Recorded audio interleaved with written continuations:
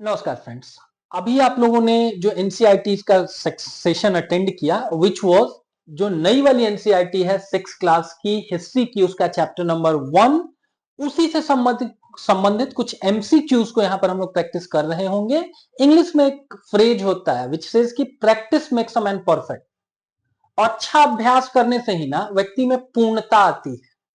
केवल एनसीईआरटी को पढ़ना ही अपने आप में सफिशियंट नहीं है, वो एग्जामिनेशन हॉल में आपसे एमसीक्यूज पूछे जाएंगे। वहां पर ये नहीं होगा कि बाबू कितना पन्ना एनसीईआरटी पढ़ के आओ बताओ। वहां सिंपली होगा कि बाबू इतना ठो क्वेश्चन तुमसे पूछ रखे हैं, 10 12 15 क्वेश्चन तुमसे पूछे हैं, 100 क्वेश्चन पूछे हैं। बाकी अपने कॉम्पिटिटर्स के मुकाबले एक लिमिटेड समय में, दिए गए एक निश्चित समय में तुम ज्यादा क्वेश्चंस लगा सकते हो या नहीं। ठीक है, तो वहां पर लड़ाई इस चीज की होती है। This is the exact reason कि सेशन के अंतर्गत जो लास्ट चैप्टर हम लोगों ने कंप्लीट किया उसी से संबंधित हम लोग एमसीक्यूज को भी देख रहे होंगे। और जैसा कि हम लोगों ने उस क्लास में भी बात किया, उस क्लास को भी एक बार आप अटेंड करेंगे तब आपके लिए ये सेशन ज्यादा फ्रूटफुल होगा। पहला चीज तो ये कि एनसीईआरटी का जो क्लास 6 की एनसीईआरटी का जो पहला चैप्टर है लिखा हुआ मिलेगा आपको अध्याय 1, कब क्या कहां और कैसे। उससे संबंधित आपके सिलेबस में, हिस्ट्री के सिलेबस में कौन कौन से 2 चैप्टर्स की चर्चा की गई है। तो मोटे तौर पर यहां इतिहास का अध्ययन करने के लिए प्रमाणिक स्रोत जो आपके हिस्ट्री के सिलेबस का A1 कोड है, इसकी चर्चा है। और थोड़ा पाषाण युग इत्यादि की भी चर्चा, थोड़ा देखेंगे तो सिंधु घाटी सभ्यता वगैरह की भी चर्चा की गई है। तो आइए शुरू करते हैं, देखते हैं उन एमसीक्यूज को। पहला क्वेश्चन है, प्राचीन काल में इतिहास को जानने का सबसे प्रमुख स्रोत क्या था। तो भाई समाचार पत्र हो गया, टेलीविजन हो गया या रेडियोज हो गया, इसके थ्रू इतिहास की खबरों को हम लोग सुन तो सकते हैं, जान सकते हैं, लेकिन वास्तव में उस समय का क्या इतिहास रहा होगा ना, ये आज के समय में टीवी पर बैठा हुआ कोई एंकर नहीं बता सकता है। इसके लिए आपको पांडुलिपियों का अध्ययन करना होगा, जिनके लिए मैन्युस्क्रिप्ट शब्द इस्तेमाल में लाया जाता है। उस सेक्शन में हम लोगों ने बात किया हुआ है। पांडुलिपियां सामान्यतया किस चीज पर लिखी जाती थी। कागज, ताम्रपत्र, ताड़पत्र एवं भोजपत्र, पत्थर।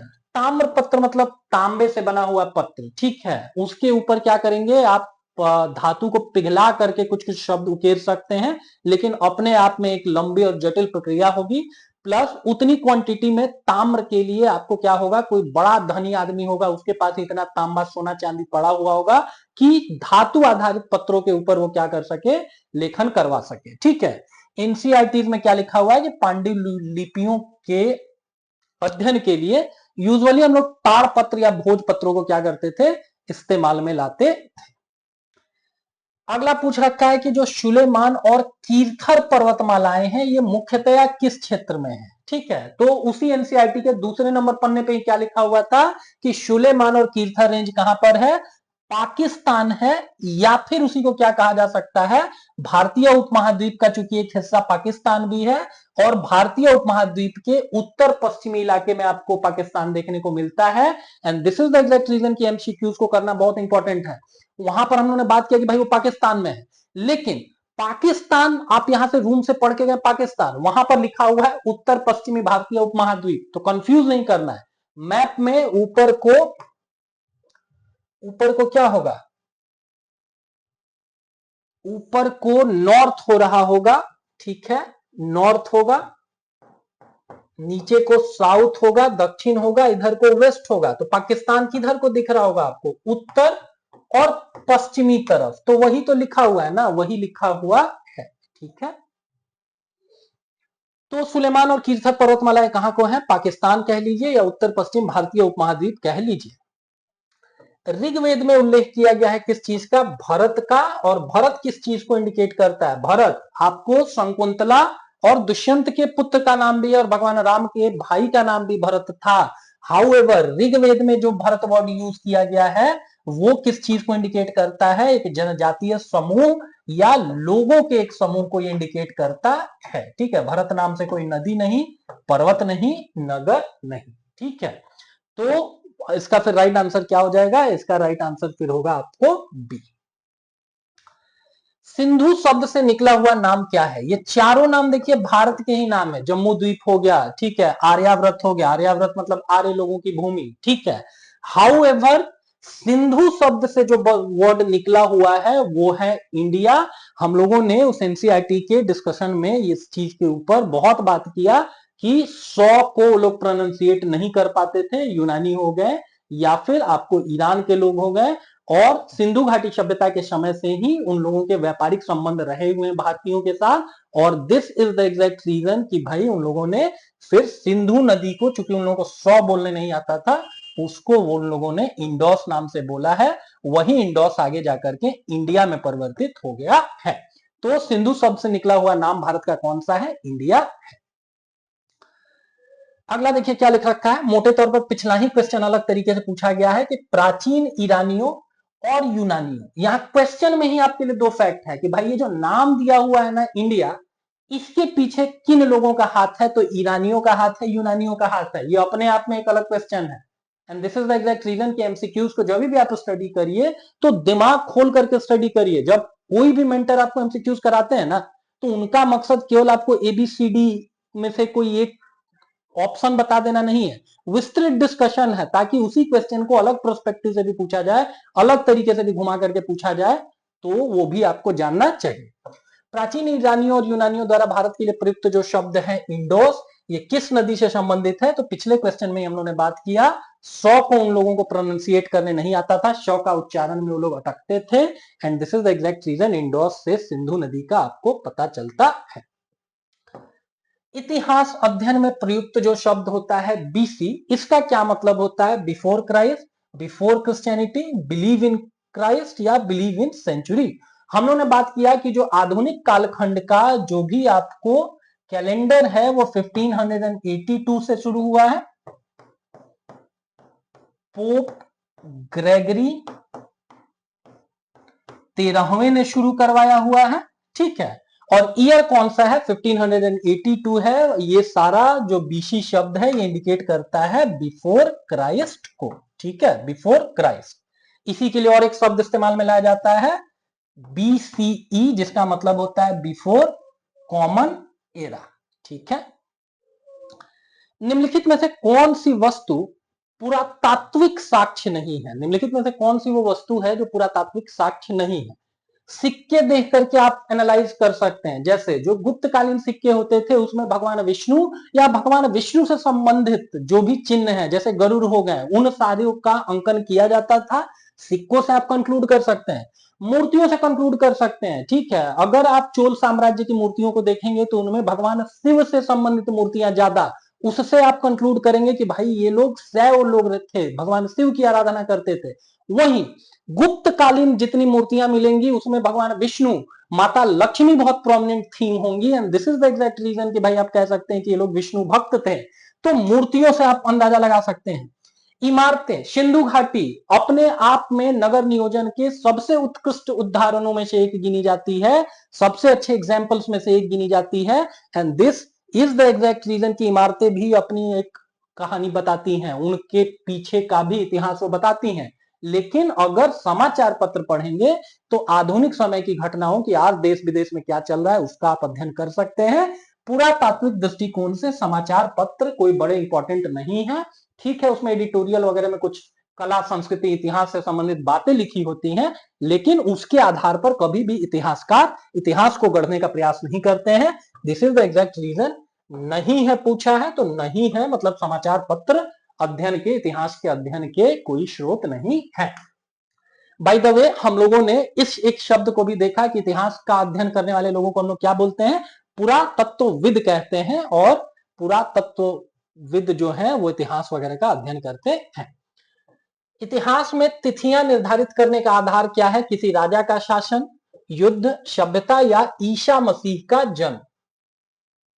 राइट आंसर क्या होगा? बी होगा, ईसा मसीह का जन्म। अभी हम लोगों ने देखा हुआ था कि एक शब्द इस्तेमाल में लाया जाता है एडी, जो एक लैटिन शब्द है एनो डोमिनी, ठीक है, एनो डोमिनी। और एनो डोमिनी मतलब होता है in the year of the Lord. और आधुनिक जो कैलेंडर है उसके आप उसको देने वाले कौन से व्यक्ति हैं? पोप ग्रेगरी द 13 है। अब पोप मतलब ईसाई, ईसाइयों के लिए भगवान का काम कौन करेगा, उनके लॉर्ड का काम कौन करेगा, जीसस क्राइस्ट। एनो डोमिनी का मतलब ही होता है in the year of the Lord. Lord मतलब मालिक, इन द ईयर मतलब मेरे मालिक का शासनकाल। और कोई भी ईसाई व्यक्ति है तो उनके मालिक कौन हो रहे होंगे, जीसस क्राइस्ट हो रहे होंगे। And this is the exact reason कि इतिहास में तिथियां निर्धारित करने का आधार क्या है, ईसा मसीह का जन्म।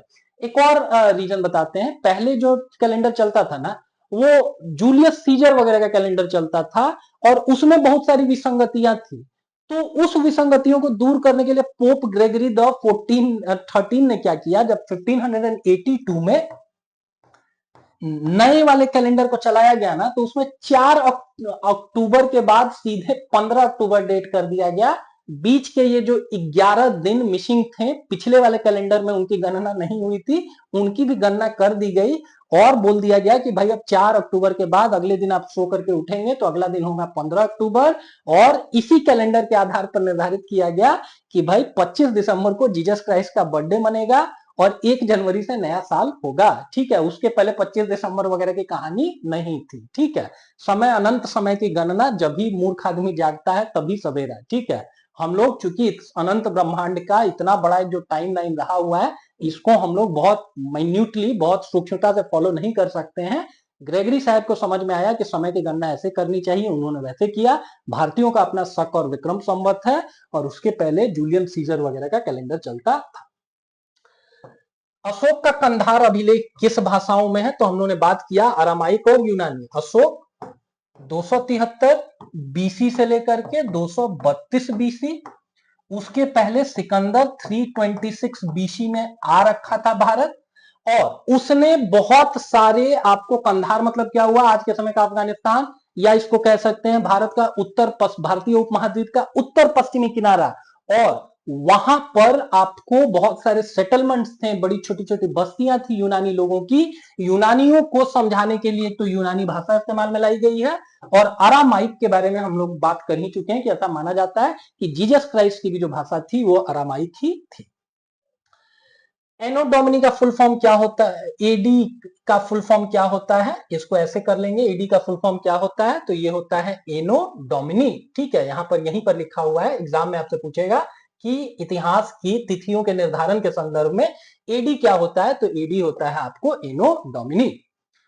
अगला देखिए, एनो डोमिनी किस भाषा का शब्द है, तो ये अंग्रेजी नहीं है, संस्कृत नहीं है, यूनानी नहीं है, एरामाइक नहीं है, बल्कि ये लैटिन भाषा का शब्द है जिसका मतलब होता है इन द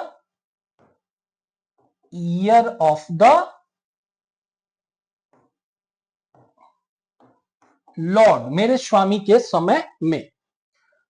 पुरातत्वविद किसका अध्ययन नहीं करते हैं, औजारों से आप इतिहास निकाल सकते हैं, बर्तनों से इतिहास गढ़ सकते हैं, मूर्तियां बहुत कुछ बताती हैं, लेकिन आधुनिक किताबों से आप इतिहास का अध्ययन नहीं कर सकते हैं। अलग से पूछेगा कि पुरातत्वविद किसका अध्ययन करते हैं, क्या वो समाज का अध्ययन करते हैं, राजनीतिक संरचना का अध्ययन करते हैं, क्योंकि शब्द में तो इतिहास नहीं है ना। तो जानेंगे जो भी पुरातत्वविद होते हैं वो अध्ययन करते हैं किस चीज का, इतिहास का। ठीक है, और इतिहास को के अध्ययन के अलग अलग स्रोत, जैसे औजारों से, बर्तनों से या मूर्तियों से। लास्ट क्वेश्चन, इतिहास शब्द का आशय क्या है, ऐसे ही ये फालतू सा सवाल है, सबको पता है कि भाई अतीत का अध्ययन हम लोग किसमें करते हैं, इतिहास विषय के अंतर्गत करते हैं। ठीक है, तो यही इस पर्टिकुलर चैप्टर से कुछ एमसीक्यूज निकल करके आए। अगर और डिटेल में इस चैप्टर को आपको समझना है तो उस चैप्टर को भी जाकर के आप देखिए, उसके बाद इस एमसीक्यूज के सेशन को आप अटेंड करिए। चूंकि ये आरंभिक चैप्टर है इसीलिए इसमें बहुत सारे क्वेश्चंस आपको नहीं पूछे जा सकते हैं, 14 ही क्वेश्चन इसीलिए इसमें है। आगे आने वाले चैप्टर्स में जो क्वेश्चंस होगा उसका संख्या बढ़ रहा होगा, और अगर आप इसी तरीके से परपेचुअली पढ़ते चलेंगे तो यकीन मानिए आज नहीं तो कल मेरा रिजल्ट हो रहा होगा। ठीक है, और अगर ये आपको वीडियो अच्छा लगा, अगर ये आपके एग्जामिनेशन पॉइंट ऑफ व्यू से अगर हेल्पफुल था, तो इट्स हम्बल रिक्वेस्ट कि इस चैनल को एक बार आप सब्सक्राइब कर देंगे और इस चीज को अपने फ्रेंड सर्किल में भी शेयर करेंगे। Thank you.